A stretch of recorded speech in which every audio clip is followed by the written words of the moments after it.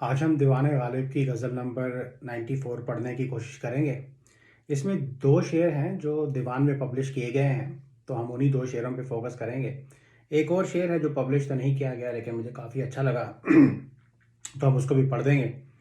तो शेर ये हैं, बर्श काले गिरियाए आशिक है देखा चाहिए, बर्श काले गिरियाए आशिक है देखा चाहिए, खिल गई मानिंदे गुल सो जासे दीवारे चमन, उल्फते गुल से गलत है दावाए वारस्तगी, उल्फते गुल से गलत है दावाए वारस्तगी, सर्व है बा वस्फ आज़ादी गिरफ्तार चमन, वक्त है गर बुलबुले मिसकी जुलेखाई करे, वक्त है गर बुलबुले मिसकी जुलेखाई करे, यूसुफ गुल जलवा फरमा है बाबाजारे चमन। तो पहला शेर देखते हैं, बर्श काले गिरियाए आशिक है देखा चाहिए, खिल गई मानिंदे गुल सो जासे दीवारे चमन। गिरिया कहते हैं रोने को, आंसुओं को। बर्श काले गिरियाए आशिक का मतलब है आशिक के रोने की बहार का मौसम, rainy season of the lovers weeping है। और कहते हैं इसको देखा चाहिए कि ऐसा खूबसूरत नज़ारा है कि ये देखने लायक है। खिल गई मानिंदे गुल, मानिंदे गुल का मतलब है गुलाब के जैसे। सो जा से, सो जगह से, दीवारें चमन, चमन की बाग की दीवार है। तो कह रहे हैं कि इस चमन की दीवार सो जगह से एक गुलाब के जैसे खिल गई है। इस शेर के अंदर गालिब साहब ने 2-3 मेटाफर्स और 2-3 तरह की इमेजरी का इस्तेमाल किया है जो हमने दूसरी जगह पे भी देखी है। एक तो ये कि जब बाहर का मौसम आता है तो पूरी दुनिया के लिए वो खूबसूरती, हरियाली, खुशी का मौसम होता है, लेकिन आशिकों के लिए वो दुख दर्द का ही मौसम होता है। उनके दुख दर्द की शिद्दत और बढ़ जाती है, उनके ज़ख्म और हरे हो जाते हैं। दूसरा ये कि इस दुख दर्द की शिद्दत में वो इस इंटेंसिटी से, इस शिद्दत से रोते हैं कि आंसुओं का रो रो के एक सैलाब बर्पा कर देते हैं। और वो सैलाब जो होता है वो दुनिया में तबाही मचाता है, आशिकों का अपना घर, दरो दीवार वो तबाह कर देता है। और वो इस तबाह हुए हुए घर को, दरो दीवार को आंसू जो हैं वो सींचते भी हैं। तो वहाँ पे सब्ज़ा उग जाता है, राइट? तो सब्ज़ा इस सेंस में कि कोई जगह होती है जिनकी कोई टेक केयर नहीं करता, अबैंडन्ड प्लेसेस होती हैं जहाँ पे तबाही मची होती है, वहाँ पे विल्डरनेस ग्रो करने लग जाती है, राइट? वाइल्ड प्लांटेशन वहाँ पे ग्रो करने लग जाती है। तो उस तरह का सब्ज़ा भी वहाँ पे उगने लग जाता है, आशिकों का घर तबाह हो जाता है और आंसू उस जगह को सींच देते हैं और वहाँ पे सब्ज़ा उगने लग जाता है। ये सब चीज़ें गालिब साहब ने यहाँ पे इस्तेमाल की हैं। तो कहते हैं, बर्श काले गिरिया है आशिक है देखा चाहिए। यह देख नज़ारे का, देखने वाली चीज़ है, ये नज़ारा है आशिक के रोने का मौसम जो है। और खिल गई मानिंदे गुल सो जा से दीवारे चमन, चमन की दीवार सो जगह से एक फूल की तरह, गुलाब की तरह खिल गई है। अब दीवार के खिलने के 2-3 मतलब हो सकते हैं। एक तो ये कि the wall has opened up, कि जैसे गुल खिलता है तो वो खुल जाता है, उसी तरह से आशिक के आंसुओं के सैलाब ने इस चमन की दीवार को 100 जगह से तोड़ दिया है, खोल दिया है। ये एक इसका रंग हो सकता है। दूसरा ये कि गुलाब के खिलने को कंपेयर किया है कि दीवार के अंदर, दीवार के ऊपर टूटी हुई दीवार के ऊपर सब्ज़ा खिलने लग गया है, इस एस्पेक्ट से वो खिल गई है। या जैसे गुलाब खिलता है उसी तरह दीवार के ऊपर भी हरियाली खिल गई है। ये भी एक इसका एस्पेक्ट है।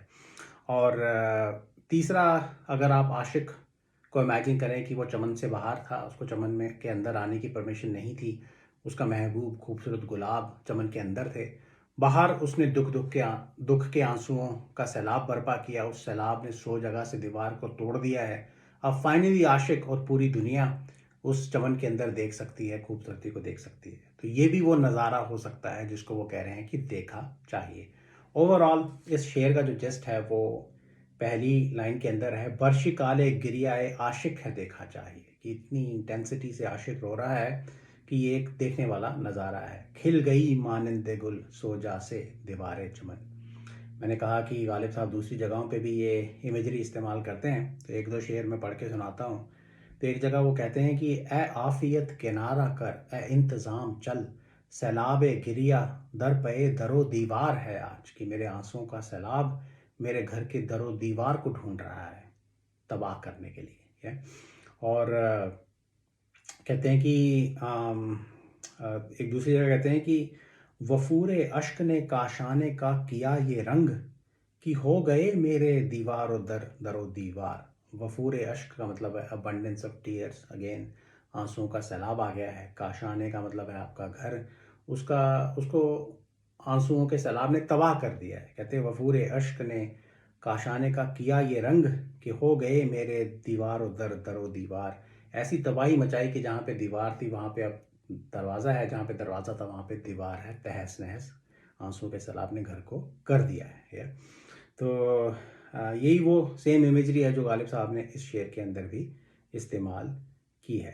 या अच्छा, एक और शेर है कि हजूमे गिरिया का सामान कब किया मैंने कि गिर पड़े ना मेरे पाँव पर दरो दीवार। या कि वो कहते हैं अभी मैंने हजूमे गिरिया या का इंतज़ाम ही किया था, किया भी नहीं था कि मेरे पाँव के ऊपर दरो दीवार गिर पड़े। दरो दीवार भी डर रहे हैं आंसुओं के सैलाब से। अच्छा, अगला शेर देखें कि उल्फते गुल से गलत है दावाए वारस्तगी। उल्फते गुल से गलत है दावाए वारस्तगी, सर्व है बा वस्फ आज़ादी गिरफ्तार चमन। उल्फते गुल, गुल की, गुलाब की, खूबसूरत महबूब की उल्फत, उसका इश्क, उसकी चाहत। वारस्तगी का मतलब होता है आज़ादी। दावाए वारस्तगी, क्लेम ऑफ फ्रीडम और लिबरेशन, आप आज़ाद होने का दावा कर रहे हैं। और सर्व, जिसको अंग्रेज़ी में एक पेड़ होता है जिसको अंग्रेज़ी में साइप्रस कहा जाता है। बावस्फ़ आज़ादी का मतलब है आज़ाद होने के बावजूद। गिरफ्तार चमन, चमन का गिरफ्तार, चमन का कैदी। तो उल्फत गुल से गलत है दावाए वारस्तगी, सर्व है बावस्फ़ आज़ादी गिरफ्तार चमन। सर्व को गालिब साहब ने पर्सोनिफाई कर दिया है। या अगर किसी इंसान को आज़ादी मिल जाएगी तो वो उस जेल से, उस जगह से दौड़ के चला जाएगा, सर्व नहीं जा सकता। या गालिब साहब ने उसको पर्सोनिफाई कर दिया। एक पेड़ चल के जाएगा भी कहाँ, लेकिन गालिब साहब ने उसको इमेजरी में गिरफ्तार चमन बोला है। तो कहते हैं उल्फते गुल से गलत है दावाए वारस्तगी, कि कहते हैं इस खूबसूरत महबूब की उल्फत के सामने वारस्तगी, आज़ादी के दावे करना गलत बात है। या वो दावे जो हैं वो नहीं किए जा सकते, वो वैलिड नहीं है। क्यों? सच्चे आशिक कभी भी अपने खूबसूरत महबूब की उल्फत से आज़ाद नहीं हो सकते, राइट। उनके बस की बात ही नहीं है उल्फत गुल से आज़ाद होना, तो फिर ये दावे करना जो है आज़ादी के गलत बात है। एग्जाम्पल इसके लिए क्या यूज़ किया है? सर्व है बा वस्फ आज़ादी गिरफ्तार चमन। जो ये साइप्रस का जो ट्री है वो आज़ाद होने के बावजूद भी इस चमन का गिरफ्तार ही रहता है। या आज़ाद, सर्व का क्या मतलब है? कहा जाता है कि एक साइप्रस की स्पीशीज़ होती है जिसको फ्री साइप्रस कहा जाता है। दूसरा ये कि साइप्रस जो होता है वो एक एवरग्रीन पेड़ होता है, तो वो हमेशा हरा भरा रहता है, वो मौसमों का मोहताज नहीं होता अपनी हरियाली के लिए, तो इस सेंस में भी वो आज़ाद होता है। गालिब साहब ने इमेजिन किया है कि वो आज़ाद तो है लेकिन वो फिर भी चमन का गिरफ्तार रहता है। क्यों? क्योंकि वो इस गुल से उल्फत करता है, राइट। तो रीज़न वो इस चमन की गिरफ्तारी से आज़ाद नहीं होता ये है कि वो चमन में जो गुल है उससे उल्फत करता है। या टेक्निकली तो वो आज़ाद है लेकिन वो गिरफ्तार चमन ही रहता है क्योंकि वो गुल की उल्फत में बंधा रहता है। तो सेंट्रल इसका पॉइंट ये है शेर का कि जो आशिक होते हैं, सच्चे आशिक होते हैं, उनके बस में नहीं होता अपने महबूब को छोड़ के जाना, वो उसकी उल्फत में हमेशा बंधे ही रहते हैं, जितने भी चाहे वो दावे करें वारस्तगी के, आज़ादी के।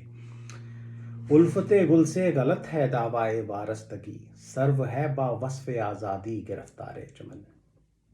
और आखिरी शेर देखें कि वक्त है गर बुलबुले मिस्कीन जुलेखाई करे, यूसुफ गुल जलवा फरमा है बबाज़ार चमन। बुलबुल मिस्की का मतलब है बेचारी बुलबुल। ये बुलबुल और गुल के इश्क की दास्तान हमने दूसरी जगहों पे भी खालिद साहब को इस्तेमाल करते हुए देखा है। खूबसूरत गुल महबूब है, बुलबुल उसकी आशिक है। और जुलेखाई करने का मतलब है जुलेखा के जैसे एक्ट करना। क्रिश्चियन और इस्लामिक ट्रेडिशंस में एक दास्तान आती है जुलेखा की और हज़रत यूसुफ की।